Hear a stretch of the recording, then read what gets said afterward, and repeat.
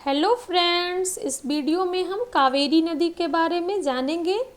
कावेरी नदी कहाँ से निकलती है और भारत के किन किन राज्यों से होकर बहती है, इसकी सहायक नदी, इसकी लंबाई देखेंगे। तो आइए हम वीडियो को शुरू करते हैं। पहले हम इसका उद्गम स्थान देख लेते हैं। कावेरी नदी जो है वो कर्नाटक के ब्रह्मगिरी हिल से ये नदी निकलती है। कर्नाटक में एक ज़िला है कोडागू ज़िले में ही ब्रह्मगिरी पहाड़ियों से होते हुए इसका स्रोत जो है वो ताल कावेरी नामक स्थान है। ये ताल कावेरी नामक स्थान से ये नदी निकलती है, जिसे पवित्र तीर्थ स्थल भी माना जाता है। और ये कर्नाटक से होते हुए तमिलनाडु पहुंचती है और तमिलनाडु से होते हुए ये अपना जल बंगाल की खाड़ी में गिराती है। तो इसकी सहायक नदी देख लेते हैं। ये बाएं तट से इसकी सहायक नदी है हेमावती, सिमसा, अर्कावती है। और ये दाएं तट से मिलने वाली नदी है काविनी, भवानी, अमरावती। ये सब जो है वो दाएं तट से कावेरी नदी की सहायक नदी है। ये नदी कर्नाटक से निकलती है ब्रह्मगिरी हिल से, और कर्नाटक से होते हुए ये तमिलनाडु पहुंचती है और तमिलनाडु से होते हुए ये अपना जल जो है वो बंगाल की खाड़ी में गिराती है। ये देखिए, कावेरी नदी प्रणाली का भारत की प्रमुख नदी प्रणालियों में से एक है, जो दक्षिण भारत में बहती है। यह नदी मुख्य रूप से कर्नाटका राज्य से उत्पन्न होती है और तमिलनाडु राज्य में बहते हुए बंगाल की खाड़ी में मिलती है, यानी कि बंगाल की खाड़ी में अपना जल गिराती है। इसे दक्षिण की गंगा भी कहा जाता है, क्योंकि यह दक्षिण भारत में जल आपूर्ति के लिए बहुत महत्वपूर्ण है। कावेरी नदी जो है वो दक्षिण भारत में जल आपूर्ति के लिए बहुत महत्वपूर्ण है। कावेरी नदी का स्रोत देख लेते हैं। कावेरी नदी का उद्गम कर्नाटक राज्य के कोडागू जिले के ब्रह्मगिरी पहाड़ियों से होता है।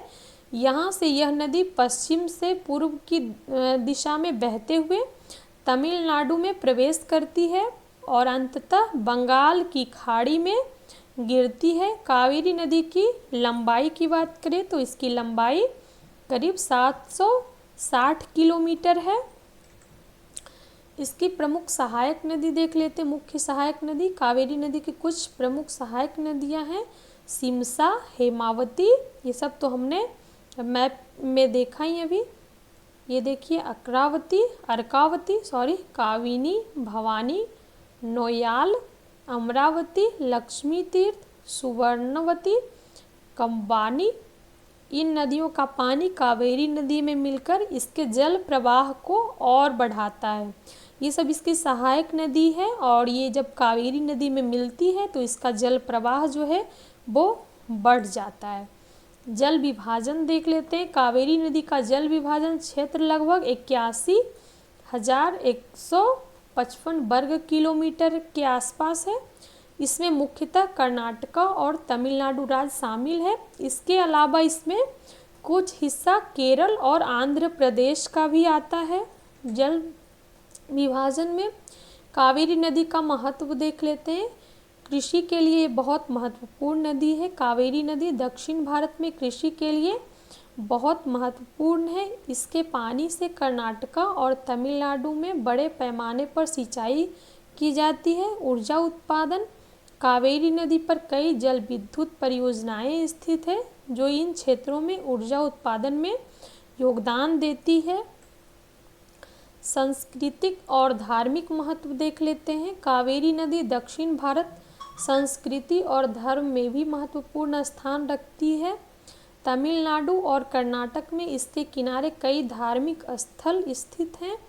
कावेरी नदी का महत्व न केवल जल आपूर्ति के लिए है, बल्कि यह क्षेत्र की अर्थव्यवस्था, संस्कृति और जीवन शैली के लिए अभिन्न हिस्सा है। ये देखिए, कावेरी नदी के देख लेते हैं। कावेरी नदी को एक बार और। ये कावेरी नदी कर्नाटक से, ये ब्रह्मगिरी हिल से ये नदी निकल रही है और कर्नाटक से होते हुए तमिलनाडु पहुंचती है और तमिलनाडु से होते हुए ये बंगाल की खाड़ी में अपना जल गिरा देती है। ये देखिए, ये कावेरी नदी है, यहाँ से ये कावेरी नदी निकल रही है कर्नाटक से, और कर्नाटक से होते हुए तमिलनाडु पहुँचती है और तमिलनाडु से होते हुए ये अपना जल यहाँ पे बंगाल की खाड़ी में गिरा देती है। तो आज का वीडियो यहीं तक, वीडियो को देखिए। Thank you. वीडियो देखिए, लाइक कीजिए, चैनल को सब्सक्राइब कीजिए। नेक्स्ट वीडियो में हम कुछ और लाते हैं, तब तक के लिए धन्यवाद।